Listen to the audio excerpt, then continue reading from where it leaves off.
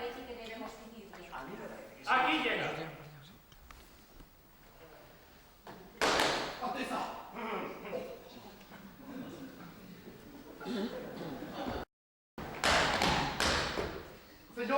Señora, el general Tocateca, de quien tengo el alto honor de ser ayudante, me envía a pedir a vuestras majestades vía Llora para poder saludarles y ofrecerles sus más rendidos respetos en unión de su esposa.